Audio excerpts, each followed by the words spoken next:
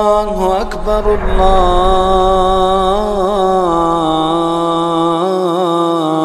الله أكبر. عبادو چې کومه توبه ده انسان پر دې حق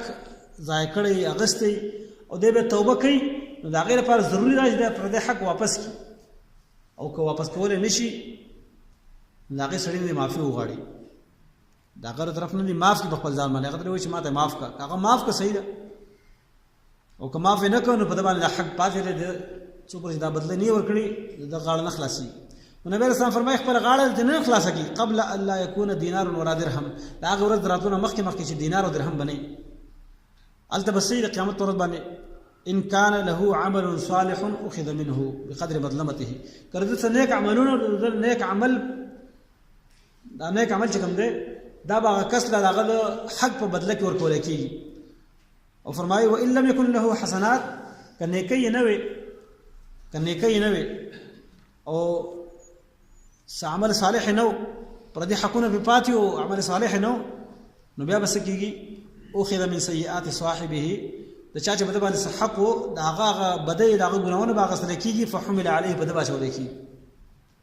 او دا یو بل حدیث دی چې نبی رسول الله فرمایي تاسو ته پته ده مفلس څوک دی مفلس معنی کنګله یا قلاش چې بلکل اسم نه څوک دی صحابه کرام فرمایل چا سره دینار او درهم او سامان سره نه نبی رسول الله فرمایي چې نه مفلس هغه دی چې هغه به ډېر منځونه کړي روژې به نیولې ډېر نیکۍ به د غرونو په شان هغه به نیکۍ د غرونو عمره نیکۍ به راوړي د الله رب العالمین مخې ته به ولاړي خو په هغه باندې پردي حقونه پاتې یو به راشي وایي چې یا الله د زه وهلی یم ضربني هذا د زه وهلی یم بل به راشي وایي شتمني هذا د ما ته کنځل کړي دي بل به راشي وایي چې هتک عرضي هذا د زما عزت بېزتي کړې ده زما د عزت په باره کې خبره کړې ده بل به راشي وایي چې اخذ مالي هذا د زما مال اخیستی دی الله رب العالمین به هغه ټولو حقدارو ته د ده د نیکونه حقونه ورکړي او بیا به هم د هغه حقدار چې چا په ده باندې حق و هغه به پاتې او نیکۍ به د ختمې شوي دومره غټ غرونه د نیکو هغه به ختم شي بل چا په خاطر کې به لاړ شي نو بیا به څه کېږي حقونه اوس هم پاتې دي بیا چې چا حقونه پاتې دي هغوی ګناهونه به راغستلی کېږي او به ده به اچولی کېږي او بیا به دا سړی جهنم ته بوتلی شي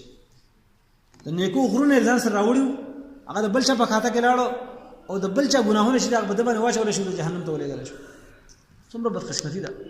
انسان منځو کې روژې نیسي اذکار کوي نفلونه کوي د دعوت کار کوي الله رب العالمین د دین خدمت کوي لیکن پردی حق پې پاتې وي نو دا څه چې دی کوي دا بل چا کوي بل چا په خاطر کې ځي د دې وجه نه زما محترم وروڼو د دې معاملې ډېر خیال ساتل پکار دي پردی حق چې دی دا په ځان باندې پاتې کول نه دي پکار په قیامت په ورځ باندې د دې جواب ورکول ډېر سخت دي د هغې چې سړی نن ځان په دنیا کې خلاص کړي دا ښه خبره ده او چې په آخرت کې معاملې نو بیا د دینار او د درهم او پیسو روپو مسله نه بیا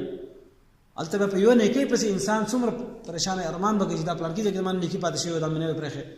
افسوس به کوي تغابن الله تعالی هغې ته یوم التغابن ویلی دی قیامت ورځ چې دا د غبن او د نقصان د ښکاره کېدو ورځ ده انسان د خپل نقصان ښکاره شي ما څومره ګټه کولی شوه خو ګټه مې نه ده کړې هلته به افسوس کوي لیکن هلته افسوس بیا فایده نه کوي د مور او پلار نه انسان تختې چې دومره نیکي ونه غواړي څوک پر چا په کار نه راځي او هلته دغه نیکۍ به بل چا په کار راشي څومره د لپاره نقصان خبره ده نیکۍ ده کړې وي ځان ده کړولی او د هغې فایده بل چا ته میلاویږي اجر ثواب بل چا ته میلاویږي ده ته د هغوی ګناه میلاویږي ځکه چې په ده باندې پردی حق پاتې و پردی حق په ځان باندې نه دی پرېښودل پکار بلکې د هغې د ادا کولو کوشش پکار دی الله رب العالمین دې توفیق راکړي چې موږ په ځان باندې چا حق د چا قرضه پرېنږدو